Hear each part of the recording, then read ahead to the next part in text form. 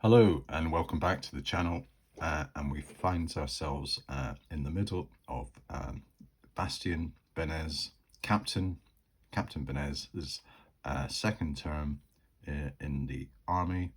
Um, he's just about to venture forth into the war zone. War has been declared. Potentially it also seeped into his first term. Maybe that was where he was involved in his first action, because he came under fire. Um, there's all sorts of. This is one of the hidden depths of Traveller, the character generation system. As you can really kind of read into it as much as you wish. Um, you can play it, amp it up to top, up to 10, and try to draw everything out, or you could just go straight through it in a mechanical way. I like the kind of the in between kind of route where I don't really go. I don't really want to find out about their psychological profiling, but I do. It is interesting to find out all the twists and turns of their service history, and how that impinges on their personality. Um, how it also explains maybe some of the things, like, for example, um, our character that we're looking at just now, Bastien. Now he was born on a desert world. His social class is 3. I was thinking, while we had a bit of a lull between these two sessions, that he might have he might be part of a program that the Imperium has, when it goes around potentially blighted worlds. Maybe this is a desert world that's been suffered from atomic holocaust. Um, it's got a strange name for a desert world, Bifrost. It sounds as though maybe it's a cold desert. Um, you know, it's obviously going to be a harsh environment.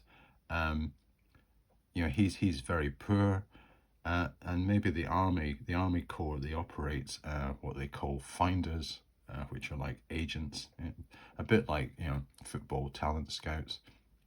They go they range out across the Imperium, um, trying to look for talent, and they must see something in Bastion, and take him off world, to for what we would call imperial conditioning, which sounds quite grim, and maybe even sinister. Um, but in the current imperial climate, which is more benevolent rather than autocratic, um, I would say it's a positive approach and a positive ethos. It's designed to garner talent across the Imperium, from areas that are potentially not even considered. Um, there is obviously scope for abuse, and I suppose just to introduce uh, the the Imperium theme just now, and just to kind of get an idea of what the complexion of the Imperium is. Um, it's the way I'm thinking of the Imperium just now, and I'm expecting that all these characters have have a link to the Imperium. The assumption is that they're all involved, with directly, for example, in the army and the Marines, or indirectly through business operations, agencies. Um, so that there is an intrinsic Imperium link for any of these characters. The complexion of that Imperium, I'm thinking it to be not don't think of it in terms of, say, the Blake Seven Federation or the Empire in Star Wars. They are institutionally evil. Um, the Federation in Blake Seven it's all about mind control, and they drug the populace to think a certain way. All information is used for the purposes of the state. Um, all the client worlds are basically just it's not a form of slavery, but it's almost like slave labor for Earth in that universe. So there's no way that the Imperium in my setting is anywhere near that. Certainly not at this stage. And then the Empire in Star Wars. That's all about a very dark orthodoxy. They follow basically the mandate of the Sith. That represents the dark side. The nearest I can think of in, say, AD&D terms is lawful evil, where you would have a society that it's rooted in basically an evil outlook, but it's very ordered and controlled. So I'm not advocating that my Imperium is like that. However, that being said, it is an autocratic, centralized power. There is also a sign that there is growing corruption, infiltration, and potentially some takeover of the imperial institutions. And that's predominantly coming from what I would call bad faith actors and conspiratorial concerns. Now, I'm just going to leave it there because I want to try to develop maybe that theme in my setting, and say that the Imperium is under not only external pressure from surrounding powers, and maybe break off groups, but also an internal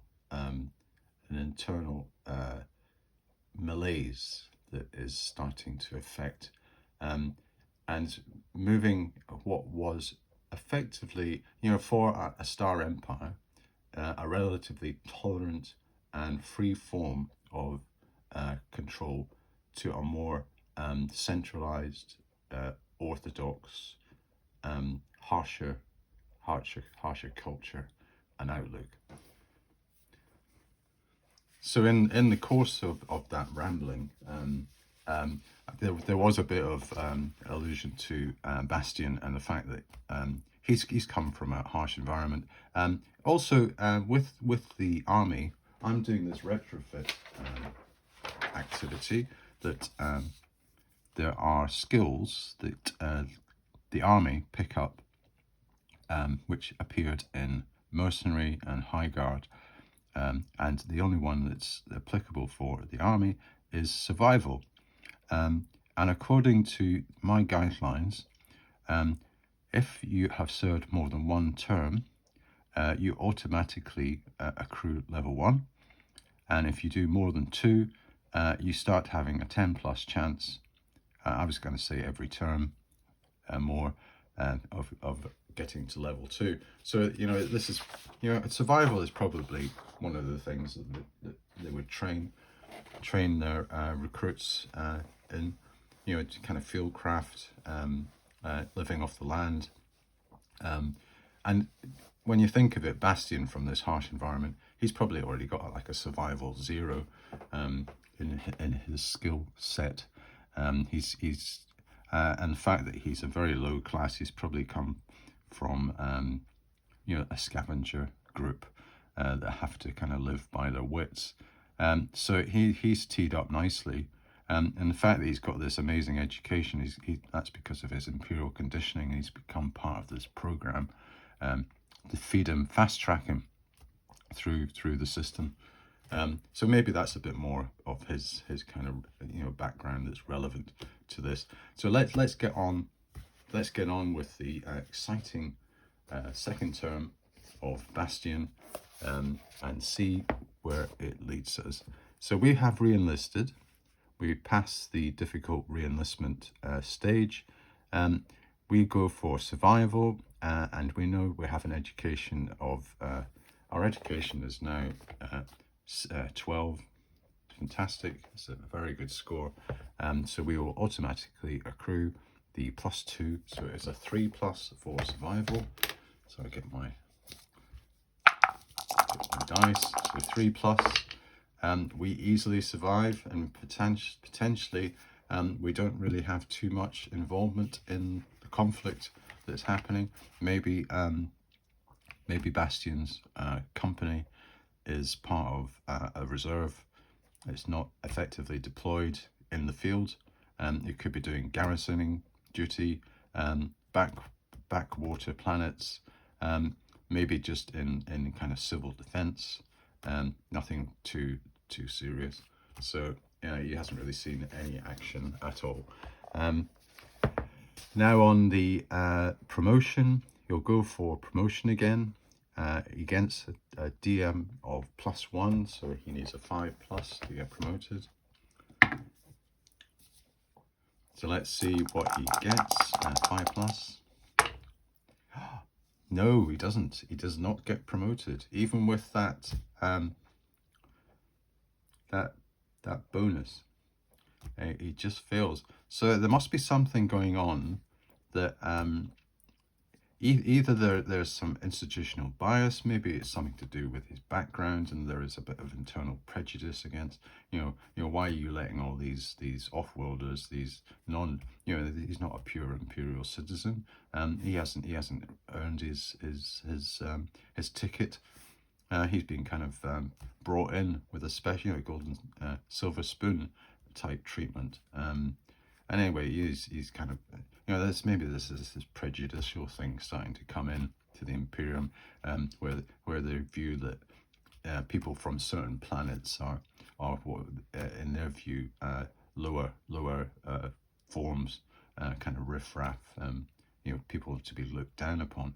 So there might be a bit of prejudice there. We're just kind of surmising, but the fact that you'd be expected to get to the next stage, which I think is major, be in charge of a maybe secondary to a colonel who's in charge of a battalion. So a major might be in charge of a few companies. That's a bit disappointing. So on that note, he's maybe just a bit saddened by that situation, and it's not really approaching the trajectory that he was hoping. So he tries to. I think he tries to re-enlist. He's still keen on the service, and he's hopeful that the fact that there's still a war going on, that his unit will be brought in for valiant service in the field. So he needs a 7+ to get us there. and we don't. Oh dear. So that's that. So another two-term character, age 26. Well, at least they can share the same birth date, or kind of ish. He comes out as captain. So we'll do the inevitable thing. Well, we didn't want to do this, but it's got to be done. Well, the re-enlistment roll failure, which I seem to be consulting on a regular basis now. That's 2 out of 2. So let's see what was the reason that he was, and let's just hope it was the fact that there were some cutbacks and maybe peacetime contraction. That would be a nice reason.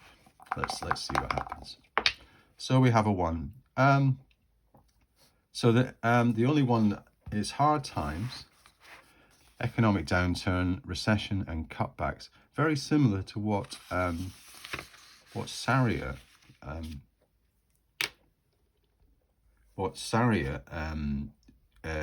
experienced, and maybe that this is happening kind of at the same time. Maybe the war is affecting just the overall economic situation, and it's spilling over into economic activity, and the army must be looking for some form of cutbacks. So there could be like a directive from the centre saying, you've got to make some savings. Why don't you cut your garrison forces? We don't need so many units doing this kind of this work. What we need is frontline crack troops. We shouldn't be spending all that money. And because Bastion, unfortunately, has not really seen too much action this term, they've decided to target him as low-hanging fruit. His unit has not seen action. It's not been called into any war zone, and it's probably been in a very kind of backwater area. So it's ripe for the army to have it on its list, its hit list, and he has become a victim of cutbacks. So I can put that in, cutbacks, and the war rages on without him in it. How sad. Oh, well, it wasn't his fault. It was just economic situation. He's keen to keep in the fight, but obviously the Imperium have different ideas. You're dealing with a massive organization, and sometimes it's just a giant bureaucracy. So let's look at basic skill availability there. Now, unfortunately, because he didn't get promotion, and maybe that's where the rot was starting to set in, that they weren't really promoting anybody.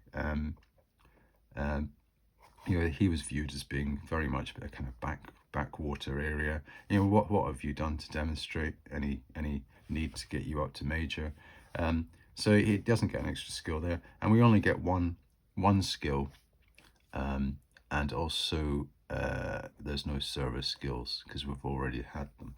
So we will get automatically, we will get survival, because that is part of my little enhancement. So survival 1. So we do get some fieldcraft basic training during that term, and also we get access to another one of these things. And I'm just trying to think what's probably the most useful. He's already got quite good gun combat skills. He's got SMG, he's got rifle, so maybe he doesn't need anything more in that department. He's got hand-to-hand ability. He doesn't really seem to have any of life skills really too much. So what might be useful is to either, let's go for advanced education, because this is the last chance he's going to get access to something that is state-run. It's free. It's not going to cost them any money. So let's go for advanced education in the army for his last term. Oh, that's right. So maybe he was deployed as part of a medical assignment, and he started to learn about maybe like a MASH unit or something. And he's got medical 1.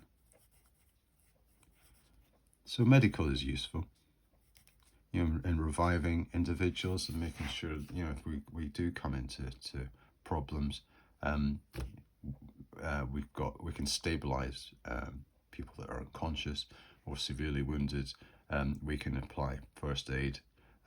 We can be like first responder types in a kind of danger zone. It gives you the kind of wherewithal to deal with situations that are hostile, and you're suffering casualties. And hopefully with his military experience, he knows how to apply that in a kind of a military term. So we've got a situation now where we have 2 characters done. We'll do his mustering out. We've done the skills. Let's see how he musters out. Now, mustering out benefits per term of service. He's done 2 terms of service. He doesn't get any special. Oh no! Hang on. If rank 1 or 2. Actually, I should have. I just noticed that now. If rank 1 or 2, our merchant was rank 1. We should get another mustering out benefit for her. Yeah. Yeah, so Cesario should have got on. So let me just do that just now and correct it. So let's do quickly, just interject into the career of Bastian and do a quick correction. 4. So on the merchant side, we'll do it here. Merchant and 4. We get access to a gun. Okay. Now, if we've got a couple of them, you get a skill. So she gets a gun. So I'll just put that down there. Sorry about that. I just missed that one out. So I'll remember that for Bastian. So he gets 2 for his terms of service, and he reaches rank 2. So he gets another one. So he gets 3 mustering out benefits. So let's see what he would like. What's available for the army? You get the low passage, intelligence, that's the same. Yeah, education, he doesn't need any more of that. You get access to a gun, high passage, middle. Well, maybe we do a couple on that and 1 on the cash, because cash might be quite useful. Yeah, let's do that. So we'll do a couple on the benefits table. So first one, we get a 4. We get a gun. All right, so maybe get one of our rifles given out. So we have a gun. Sure that's in camera, I'm sure. Yep, gun. And the next one, favorite, low passage. Excellent. Low passage. And we'll do something on the monetary stuff too. See how many credits you can get. Yeah, quite a reasonable amount. So let's see what we get. See if we get something nice and high. He hasn't got gambling skills, so we can't get any benefits to that. The lowest, they give a pitiful 2,000 credits. 2,000. So that is not really a very nice golden goodbye. He's really been kind of almost booted out on some kind of an inglorious end to what seemed to be a rather promising career. The cutbacks, even during wartime, they've kind of tried to cut down their garrison forces and focus maybe on frontline support. The fact that he didn't really have any action at all hasn't really helped him, and then he failed at becoming major. The whole climate seems to be turning against him. I think that the writing's on the wall there for Bastian. So let's who's the next in our line? It's Fiora. Fiora Hezel, another army recruit. So let's see if maybe Fiona has a different trajectory. So we'll get stuck into her profile. Fiora. I've got Fiona. Fiora Hezel. Army. Female. Her characteristics is honest and truthful.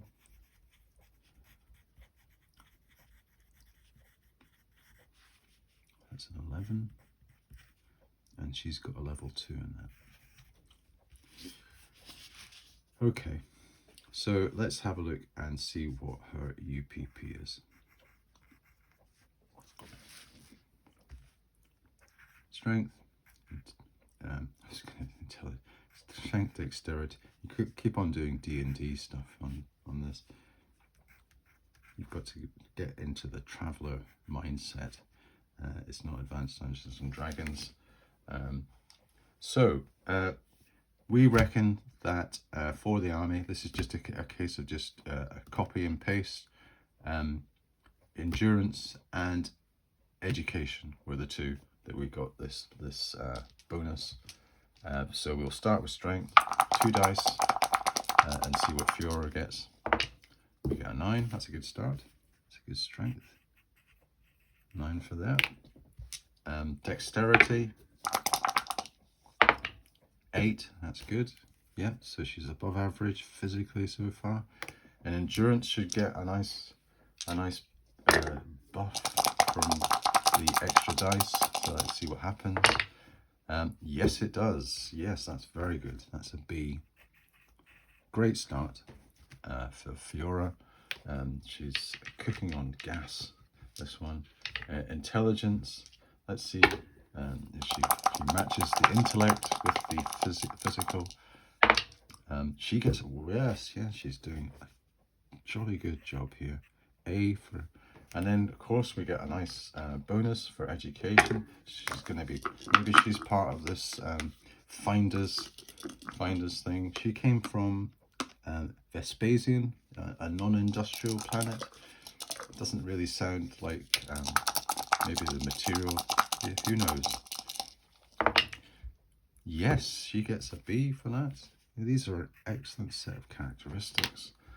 Just what the doctor ordered after a couple of maybe disappointing character creations. You know, we will make the most of those, but you know, maybe we need a standout character that we can say, Fiora's the leader. She can get everybody. Yes, and she's an average, so she's a nice family. Middle of society. No bells and whistles. Okay, good start. Right, so now we've got to get enlisted. And that should, based on the attributes that we've generated, it's not academic, but it should be pretty straightforward. That would be the hope.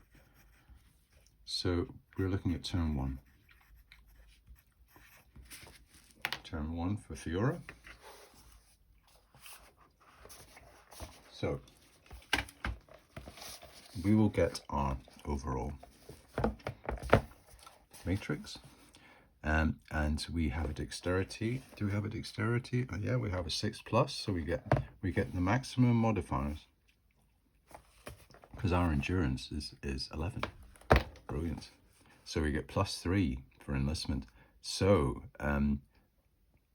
it's 2+. It's automatic enlistment.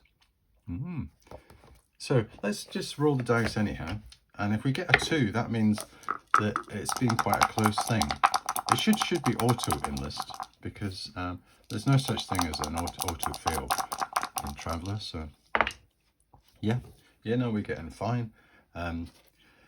It's quite a straightforward recruitment process. They think that she's prime material. They're really quite keen to take her on. She'll do a great job. Just what the core need. A fantastic candidate like this. You know, she hasn't been poached by a private enterprise or anything. Maybe she's come from this non-industrial planet, Vespasian, and mega corporations aren't really kind of looking at talent scouting. And you know, the army and the Marines and any of the other imperial institutions have a bit more free hand to attract people. And you know, when you think of moving the non-industrial, it's maybe not got such a great economy, and the army and maybe the imperial forces are very good avenues for a young ambitious person to go into. And certainly in the climate just now, when the characters were getting recruited, the Imperium was looked upon very favourably, and there was none of this this corruption that I've been talking about. You know, this malaise that's starting to appear in the institutions. So you know, it was something that would be viewed upon as being a positive and not a negative. Okay, so that being said, let's look and see whether she can survive. And we have a survival roll of 5+, and we have this amazing education, so we get a +2, so it's going to be a 3+ to survive. So let's see if she gets into any kind of action in her first turn. Get the old shaker going. Yeah, she does she survives easily. Maybe just the usual kind of boot camp and start, and maybe in garrison duty. No kind of hot sectors that she's been put into, or if she does, she hasn't really seen very much action. They might have been deployed in the line, but nothing that she hasn't been involved in any confrontations or skirmishes or anything. Maybe that's the maximum. Maybe it's skirmish, but even then, it hasn't really manifested itself into anything serious. So that's a good start. We'll be looking for a commission, and the commission role is a 5+. You have a DM of +1 if your endurance is 7, so we'll get a +1. So 4+ for a commission. So let's see how we get on with our commission. Yes, and that is 3+. So we get a positive. So that's very, very good job. So let's see if that has an impact on us. Get my little positives out. I should have that to hand. Here we go. Positives. We roll a d6. 1. Okay, so to maybe earn the commission, she was given a special assignment or a mission, and she must have done a good job. Maybe it was involved in some police action, and the unit was called in to ensure that there was calm in the local area, and she had some leadership opportunities, and she took them with both hands. Her honest, truthful manner, very straight talking with her troops, she inspired quite a deal of loyalty, and they thought, Fiora, she looks as though she is a prime candidate for officer training. Let's offer her a commission, and she got one. So that's good. So I put down for turn 1 commission. Good start. Right, let's see if we can follow that up with the full sweep and get our promotion. So that's going to have a +1. So the promotion is going to be on a 5+, according to this. So let's see if we can duplicate the success. We do, that's 8. So that again is the 3+, so there might be scope for a positive roll again. So we're just going to see whether there is any particular reasons why the promotion is given. Again, this is it's not necessary on everyone, but let's, it seems to be working so far with the commission. That kind of fitted in. 6. Produce a real gain, breakthrough, make a difference that benefits the organization, unit, or business. Okay, so I think probably make a difference, benefiting you. So maybe she was, because of her, let's have a look at this. Because of her intelligence and education, she was able to help out with some of the either the administration of the unit or its logistics, or something technical, and she provided some innovative input and made things a lot better. And our troops are and superiors are delighted with the changes that she made, the little tweaks that she made to protocol, and it's really helped. So I'll just make a quick note of this in her service. So she had a special assignment to get the commission, and she made a breakthrough, made a difference, and that gave her a promotion. So that's great. So she's on the same trajectory as Bastion at this stage. So what I think I'll do is I will calculate her skills for this term, and then we'll pause it just after that, and then for term 2, we can go into a bit more detail and see where the career goes. We will do the dreaded re-enlistment role, but first let's get all these nice skills down.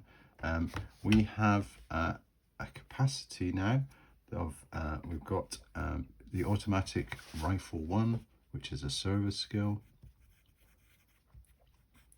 We have achieved